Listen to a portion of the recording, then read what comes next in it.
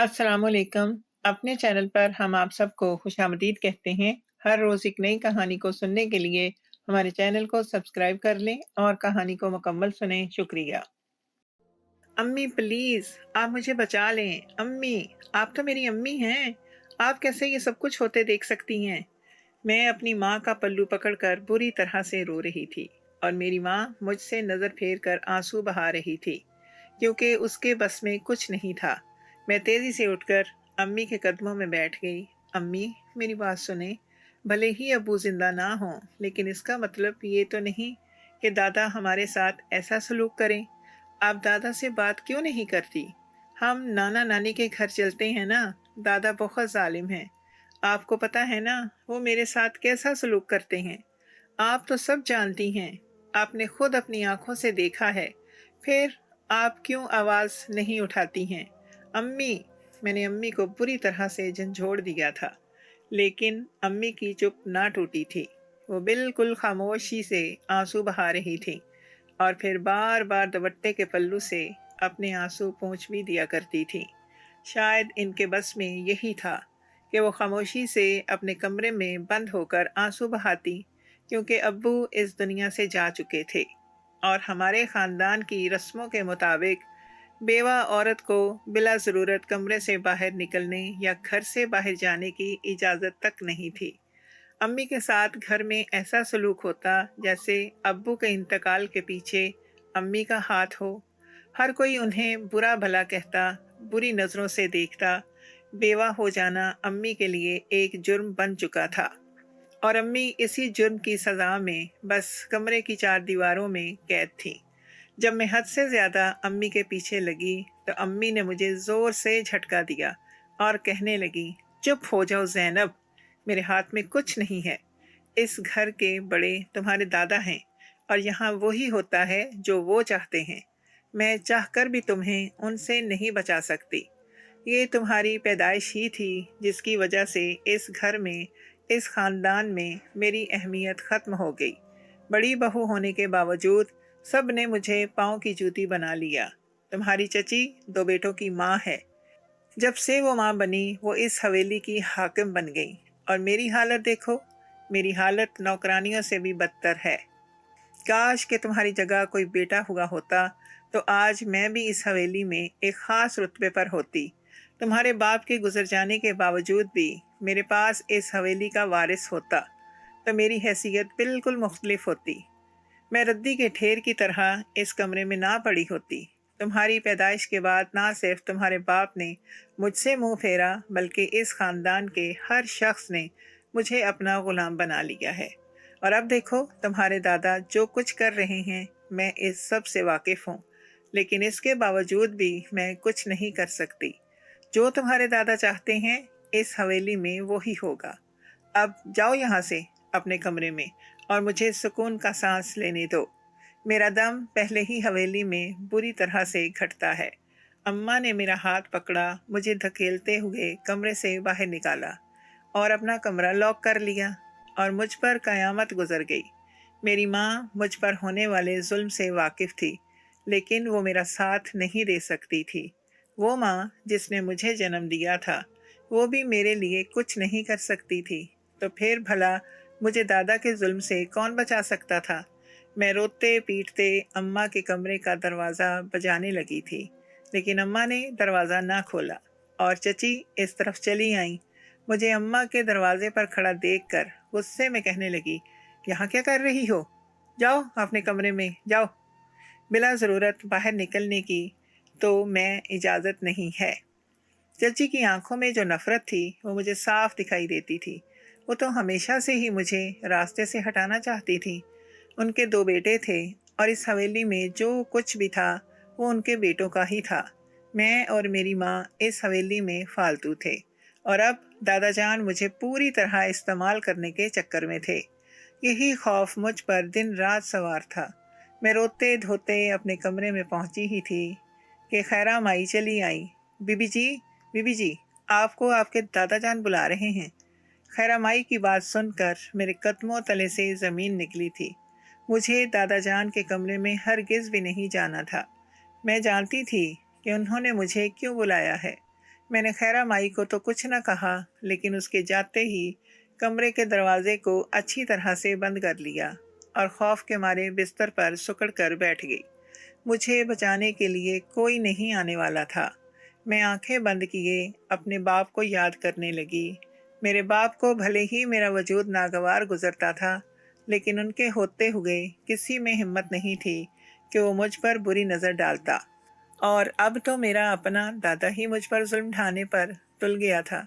मुझे किसी सूरत दरवाज़ा नहीं खोलना था। मैं खौफ के मारे बुरी तरह से कांप रही थी और अपने आप में सिमट कर बैठी थी कि कुछ ही देर बाद दरवाज़ा दोबारा से बजने लगा, लेकिन मैंने अपने कानों पर हाथ रख लिए और फिर किसी ने चाबी से कमरे का दरवाज़ा खोल दिया था। मैंने देखा तो वो चची थी जो कमरे के अंदर दाखिल हुई थी। उन्होंने मुझे बाजू से पकड़कर खींचकर खड़ा कर दिया और कहने लगी, तुम्हें सुनाई नहीं देता है क्या? तुम्हारे दादा जान बहुत देर से तुम्हारा इंतज़ार कर रहे हैं। चलो जल्दी। वो मुझे खींचती हुई दादा जान के कमरे की तरफ लेकर बढ़ रही थी और मैं रोते हुए फरियाद कर रही थी कि चची मुझे नहीं जाना, प्लीज़ मुझे छोड़ दें, दादा जान मेरे साथ जुल्म करेंगे। लेकिन चची के कानों पर पर्दा पड़ा हुआ था। उन्होंने मेरी कोई बात ना सुनी और मुझे दादा जान के कमरे में ले जाकर उनके आगे खड़ा कर दिया।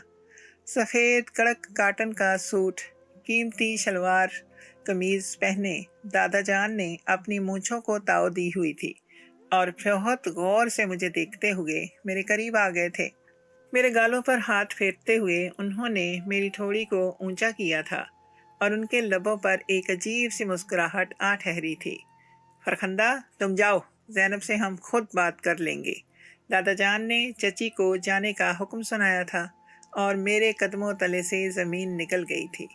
चची, मैं आपके साथ चलूँगी। चची! मैंने फ़ौरन लपक कर चची का हाथ पकड़ लिया था। चची ने गुस्से से मुझे देखा और फिर अपना हाथ मेरे हाथ से छुड़वाया।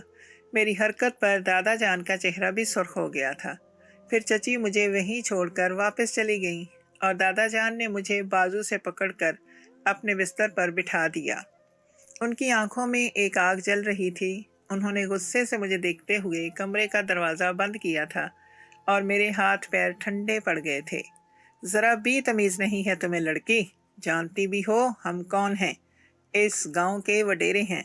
हम जागीरदार लोग, हमारे आगे सर नहीं कोई उठा सकता और तुम हमारी आंखों में आंखें डालकर हमसे बात करती हो। हिम्मत भी कैसे हुई तुम्हारी हमारे बुलाने पर ना आने की? उनका लहजा अचानक ही गज़बनाक हुआ था और आगे बढ़कर उन्होंने मेरे बालों को अपनी मुट्ठी में दबोच लिया था। तुम्हारी माँ को इस घर की बहू बनाकर हमने पहले ही बहुत गलत फैसला किया है। अब तुम्हें खुली छूट नहीं दे सकते। इसीलिए बेहतर यही है कि सही वक्त पर तुम्हारे पंख तोड़ दिए जाएं। दादा जान ने मुझे इतनी ज़ोर से धक्का देकर छोड़ा था कि मैं बिस्तर पर गिर गई थी। दुपट्टा मेरे कंधे से फिसल कर बेड से नीचे जा गिरा था और आंखों से आंसू बहने शुरू हो गए थे। दादा जान मेरे साथ जुल्म ना करें, मुझे जाने दें, मेरा कोई कसूर नहीं है। मैं भी छोटी सी हूँ, सिर्फ 10 साल की तो हूँ।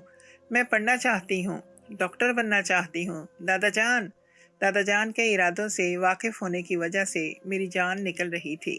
मैं जानती थी कि वो मेरे साथ क्या करने वाले हैं और हद तो ये थी कि इस हवेली में रहने वाली किसी भी औरत को इस बात पर कोई एतराज़ नहीं था।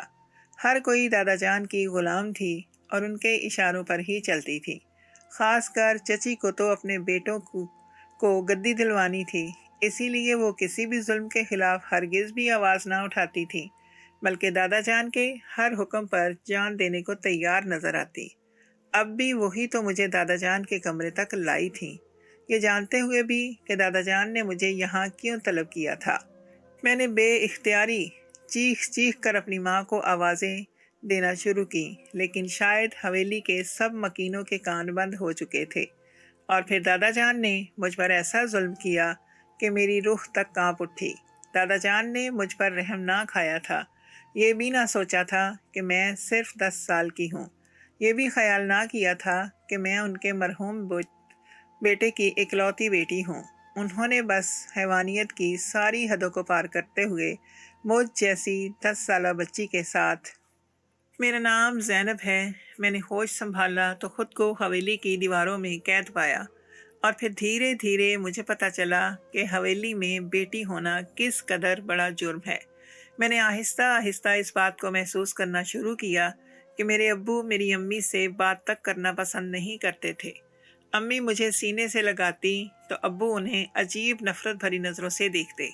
वो हवेली में आए तो उनका बस ना चलता कि वो मुझे उठाकर कहीं दूर फेंक देते। मैं 6-7 साल की हुई तो मुझे अब्बू और अम्मी के दरमियान होने वाली बातचीत का मतलब समझ आने लगा। अब्बू हमेशा ही अम्मी को कहते कि तुमने मुझे एक बेटी दी, इसके बाद कोई औलाद ना दी। तेरी वजह से इस हवेली और गांव में मेरा रुतबा ख़त्म हो गया। लोग मुझे अजीब नज़रों से देखते हैं कि बड़े साईं को देखो, एक बेटा तक पैदा ना कर सके, जबकि शहबाज 2 बेटों का बाप बन चुका है। गांव में उसके नाम के डंके पिटते हैं। वो बाबा जान के सामने एक लफ्ज़ कह दे तो बाबा जान फौरन उसकी बात सुनते हैं, जबकि मेरी हर बात को रद्द कर दिया जाता है। अब्बू हमेशा अम्मी को इसी तरह की बातें कह सुनाते और अब्बू के जाने के बाद अम्मी कई घंटों तक छुप छुप कर आंसू बहाती। मैं अम्मी के करीब जाती तो उस वक्त अम्मी गुस्से से मुझे भी धकेल देती। इसीलिए आहिस्ता आहिस्ता मुझे समझ आ गया कि जब अब्बू हवेली में हों या हवेली से होकर वापस जाएं तो मुझे अम्मी के पास नहीं जाना, क्योंकि अम्मी का मिजाज पूरी तरह बिगड़ चुका होता और वो मुझ पर अपना सारा गुस्सा निकाल दिया करती। फिर मैं 9 साल की हुई तो मुझे और भी बहुत सारी चीज़ों की समझ आने लगी। अब्बू की बातों का मफ़हूम मुझे अब अच्छी तरह समझ आता था। दरअसल मेरे बेटी पैदा होने की वजह से दादा जान ने अब्बू को अहमियत देना छोड़ दी थी। हवेली के सारे मामलात चचा और चची के सुपुर्द कर दिए गए थे और अब्बा की कोई ख़ास हैसियत ना रही थी, बल्कि वो भी चचा के ताबे हो चुके थे, जबकि चचा छोटे भाई थे।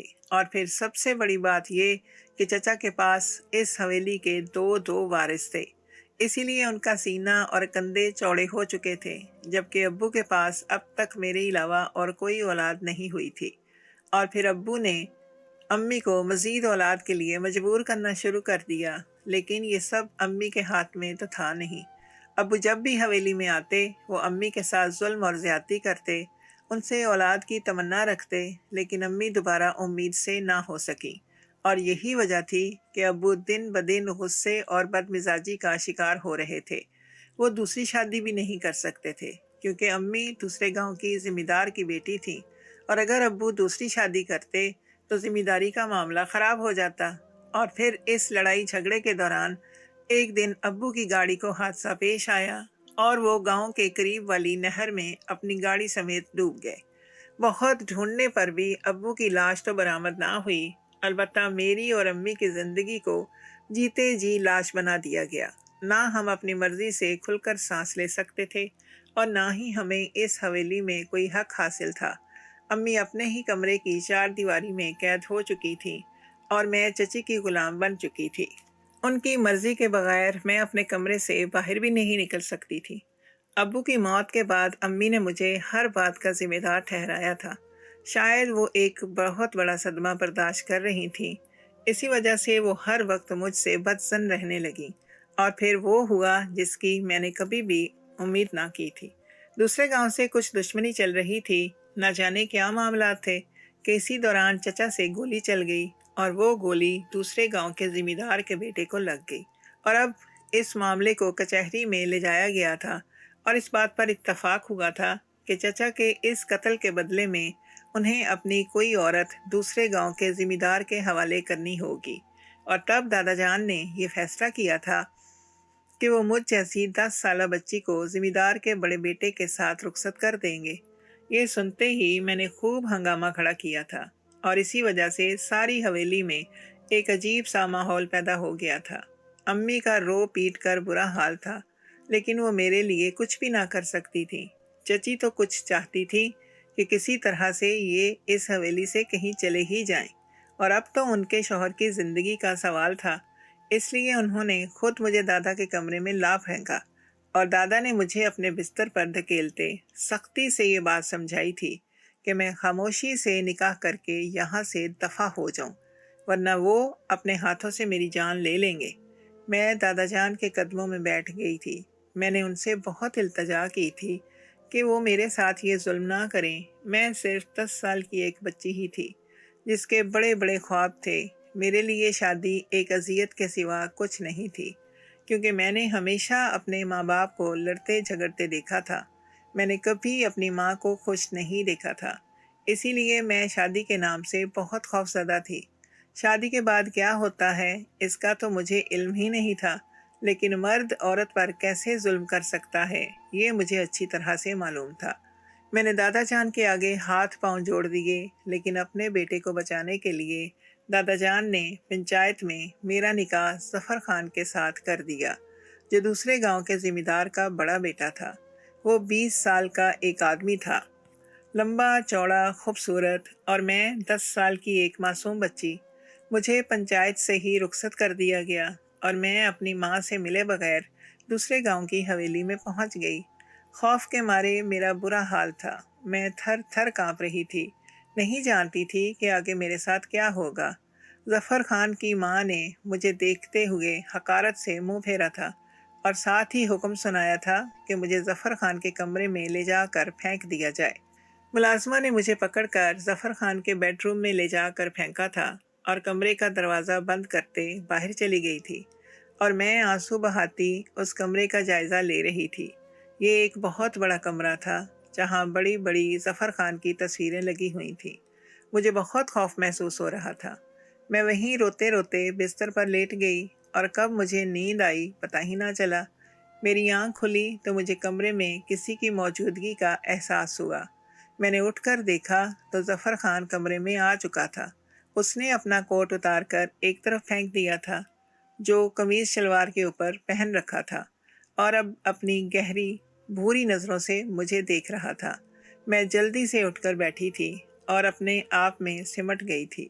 میری کمر تک لہراتے بال پوری طرح سے کھلے ہوئے تھے، کچھ میرے چہرے پر آ رہے تھے اور کچھ بستر سے بھی نیچے جا رہے تھے۔ وہ دھیرے دھیرے قدم اٹھاتا میرے قریب آ گیا۔ اس کی آنکھوں میں سرخی تھی، جیسے وہ کافی دیر تک روتا رہا ہو۔ میرے پاس بیٹھ کر اس نے میرا جائزہ لیا اور کہنے لگا کہ تم شہباز خان کی بیٹی تو نہیں ہو، پھر کون ہو؟ خوف کے مارے میری آواز بند تھی، میں کچھ کہہ بھی نہ سکی۔ اس نے پھر سختی سے پوچھا، کون ہو تم؟ شہباز خان کی میں بھتیجی ہوں۔ خوف کے مارے سہمے ہوئے میں نے بڑی مشکل سے یہ بات بتائی۔ اس کی آنکھوں کے تاثرات اچانک بدلے تھے۔ اچھا، تو تم اس کے مرحوم بھائی کی اکلوتی بیٹی ہو۔ اس نے گردن ہلائی تھی جیسے اسے کچھ سمجھ آیا ہو۔ تمہارا باپ تو زندہ نہیں ہے، پھر کس نے تمہیں اس بدلے کی بھیٹ چڑھایا؟ اب کی بار وہ کافی دلچسپی سے پوچھ رہا تھا۔ میرے دادا جان نے، وہ بہت ظالم ہیں۔ انہوں نے میرے ساتھ اور میری ماں کے ساتھ ہمیشہ بہت ظلم کیا، اور اب مجھے اس بدلے کی بھیٹ چڑھا دیا۔ مجھے پڑھنا ہے، ڈاکٹر بننا ہے۔ میں اپنی ماں کو ایک اچھی زندگی دینا چاہتی تھی، لیکن مجھے یہاں بھیج دیا گیا۔ میں بری طرح سے رونے لگی۔ اس نے ایک گہری نگاہ مجھ پر ڈالی اور کہنے لگا، زینب، رات بہت ہو گئی ہے، تم آرام کرو، صبح بات کرتے ہیں۔ اس نے مجھے بیڈ پر سونے دیا اور خود کمرے سے باہر نکل گیا۔ وہ کہاں گیا تھا مجھے کچھ خبر نہ تھی، لیکن میں نے خدا کا شکر ادا کیا تھا کہ اس نے میرے ساتھ کوئی ظلم نہیں کیا تھا۔ میں اپنی ماں کو یاد کرتے کرتے سو چکی تھی۔ اگلی صبح مجھے ایک ملازمہ آ کر کمرے سے باہر لے گئی اور ظفر خان کی ماں کے آگے لے جا کر کھڑا کر دیا۔ وہ اس حویلی کی بڑی عورت تھی۔ اس نے مجھے غصے اور نفرت سے دیکھا اور کہنے لگی کہ آج سے تم ملازمہ ہو، یہ کڑا پہنو، یہ اس حویلی کی ہر ملازمہ پہنتی ہے، اور ساتھ ہی اپنا کام سمجھ لو، اور کوشش کرنا کہ میرے سامنے کم سے کم آؤ۔ تمہارا چہرہ دیکھوں گی تو مجھے اپنے مرحوم بیٹے کی یاد ستائے گی۔ یہ کہتے ہوئے اس کی آواز میں نمی گھلی تھی، اور میں نہ جانے کیسے اس عورت کا کرب سمجھنے لگی تھی۔ وہ مجھے اپنی ماں کی طرح ہی بے بس اور پریشان نظر آئی تھی۔ میں نے اپنے ہاتھ میں اور پاؤں میں وہ سلور کا کڑا پہنا جو اس گھر کی ہر ملازمہ پہنے ہوئے تھی، اور پھر حویلی کے کام کاج شروع کر دیے۔ 2 دن تک میں پوری حویلی کے کاموں میں لگ چکی تھی۔ میں نے ان 2 دنوں میں ظفر خان کو ایک بار نہیں دیکھا تھا۔ میں رات کو کمرے میں جاتی تو تھک کر سو جاتی اور صبح اٹھتے ہی کسی ملازمہ کی طرح دوبارہ سے کام شروع کر دیتی۔ مجھ سے اتنا کام کروایا جاتا تھا کہ میرے ہاتھوں پیروں میں شدید درد ہو چکا تھا۔ پیر پوری طرح سے سوج گئے تھے، لیکن میں نے کسی سے کوئی شکوہ شکایت نہ کی تھی، کیونکہ میری اپنی چچی جان کا سلوک بھی میرے ساتھ کچھ ایسا ہی تھا۔ تیسرے دن جا کر مجھے رات کے وقت کمرے میں ظفر خان کی شکل دکھائی دی تھی۔ جب میں کمرے میں داخل ہوئی تھی، اس نے مجھے دیکھا تو ایک لمحے کے لیے چونک گیا، کیونکہ میں نے پھٹے پرانے کپڑے پہن رکھے تھے اور ہاتھ اور پیروں میں وہ سلور کڑا چمک رہا تھا۔ وہ ایک دم سے چہرے پر برہمی کے تاثرات لیے میرے نزدیک آیا۔ یہ کڑا تمہیں کس نے پہنایا ہے؟ اس کے لہجے میں اتنا غصہ تھا کہ میں خوف سے کانپ اٹھی۔ جی، یہ مجھے بڑی بیگم صاحبہ نے پہنایا ہے، میں نے نظریں جھکاتے ہوئے جواب دیا تو اس نے کھینچ کر میرے ہاتھ سے وہ کڑا اتار دیا اور پھر میرے پیروں سے بھی وہ کڑا کاٹ کر نکال دیا۔ میں رونے لگی۔ مجھے خوف ستانے لگا کہ میں بڑی بیگم صاحبہ کو کیا جواب دوں گی، لیکن اس نے آہستگی سے میرے سر پر ہاتھ پھیرا اور کہنے لگا، میں نے شہر میں تمہاری پڑھائی کا انتظام کر لیا ہے، میں تمہیں اپنے ساتھ شہر لے کر جا رہا ہوں۔ تم وہیں پڑھنا لکھنا اور پھر ڈاکٹر بننا، میں تمہارا ہر خواب پورا کروں گا۔ ظفر خان کی بات سن کر میں حیران رہ گئی تھی۔ میرے چچا نے اس کے بھائی کو مارا تھا، پھر وہ میرے ساتھ اتنی ہمدردی کیوں کر سکتا تھا؟ میں بھلے ہی 10 سال کی تھی، لیکن ہم نے جس ماحول میں پرورش پائی تھی، ہمیں دشمنیوں کا رواج اچھی طرح سے معلوم تھا۔ اس نے میرے چہرے کے تاثرات سے جان لیا کہ میرے دل میں کیا چل رہا ہے۔ وہ مسکرا کر کہنے لگا، میں اچھی طرح سے جانتا ہوں کہ تمہارے چچا کے دل میں تمہارے اور تمہاری ماں کے لیے کتنی نفرت ہوگی۔ میں بھی اسی نظام میں بڑا ہوا ہوں، اس لیے مجھے پتہ ہے کہ ہمارے یہاں عورتوں کے ساتھ کیسا سلوک کیا جاتا ہے، مگر میں نے اپنی تعلیم شہر سے پوری کی ہے۔ میں جانتا ہوں کہ عورت کو کس طرح عزت دینی چاہیے۔ میں نے تم سے نکاح اپنے ماں باپ کی خاطر کیا ہے، لیکن میں ان کی وجہ سے تمہاری زندگی خراب نہیں کر سکتا۔ اپنی ماں سے میں خود بات کروں گا، تم شہر چلنے کی تیاری کرو۔ اور پھر ظفر خان 2 دن بعد مجھے لے کر شہر کے لیے روانہ ہو گیا۔ اس نے اپنی ماں کو کیسے منایا تھا میں نہیں جانتی تھی، لیکن شہر آ کر اس نے مجھے اچھے اسکول میں تعلیم دلوائی اور خود اپنے کاروبار میں مصروف رہا، اور میں اپنی پڑھائی میں۔ اس نے اپنا اور میرا کمرہ الگ رکھا ہوا تھا۔ دھیرے دھیرے میں جوانی کی سیڑھیاں چڑھتی چلی گئی۔ 15 سال کی عمر میں جا کر مجھے احساس ہوا کہ میرا اور اس کا رشتہ کیا ہے۔ میں ظفر خان کو دیکھتی تو میرا دل ایک الگ ہی طرح سے دھڑکنے لگتا۔ میرا دل چاہتا کہ میں اپنے رشتے کو مکمل کر لوں اور اس کے ساتھ ایک اچھی زندگی گزاروں، لیکن شاید وہ میری مجبوری سے فائدہ نہیں اٹھانا چاہتا تھا۔ اسے احساس تھا کہ میں کم عمر ہوں اور مجھے ابھی اپنے خواب پورے کرنے ہیں۔ اسی لیے ظفر خان نے کبھی میرے ساتھ کوئی زور زبردستی نہیں کی تھی، بلکہ وہ پڑھائی میں میری مدد کرتا، مجھے کالج لے کر آتا جاتا، میرا خیال کرتا، یہاں تک کہ میں نے MBBS میں داخلہ لے لیا۔ کبھی کبھی مجھے اپنی ماں کی بہت یاد آتی، لیکن میں سوچتی کہ اگر میری ماں نے اپنے لیے یا میرے حق کے لیے آواز اٹھائی ہوتی تو شاید ہماری زندگی ایسی نہ ہوتی۔ پھر میرا دل ظفر خان کے ساتھ پوری طرح سے جڑ گیا۔ میں نے اپنا MBBS مکمل کیا اور مجھے ڈاکٹر کی ڈگری ملی۔ اس وقت میں 25 سال کی تھی۔ ظفر خان 35 سال کا ہو چکا تھا۔ اس نے نہ ہی کبھی کسی دوسری عورت کی طرف نظر اٹھا کر دیکھا تھا اور نہ ہی کبھی کسی لمحے مجھے تنہا چھوڑا تھا۔ جس دن مجھے ڈاکٹر کی ڈگری ملی، مجھ سے زیادہ خوش وہ تھا۔ پھر اس دن ظفر خان نے پہلی بار مجھے اپنے قریب بٹھایا، میرا ہاتھ تھاما اور کہنے لگا، میں نے اس دن کا شدت سے انتظار کیا تھا۔ تم سے شادی میں نے اپنے ماں باپ کے کہنے پر کی تھی، لیکن میں نے دل سے اس شادی کو اپنایا تھا۔ تمہاری وجہ سے میں نے اپنے ماں باپ کو ناراض کیا، سب کچھ چھوڑ کر یہاں شہر آ گیا، اور اب جب تمہاری ڈگری مکمل ہو گئی ہے تو میں تم سے تمہاری مرضی پوچھنا چاہتا ہوں، کیا تم مجھ سے اپنے اس رشتے اور تعلق کو قائم رکھنا چاہتی ہو یا پھر تمہاری منزل کوئی اور ہے؟ मैं हमेशा की तरह इस बार भी तुम्हारे हर फैसले का एहतराम करूँगा। वो सर झुकाए मेरे सामने बैठा था और मुझे इस मर्द पर बेइंतहा प्यार आया था।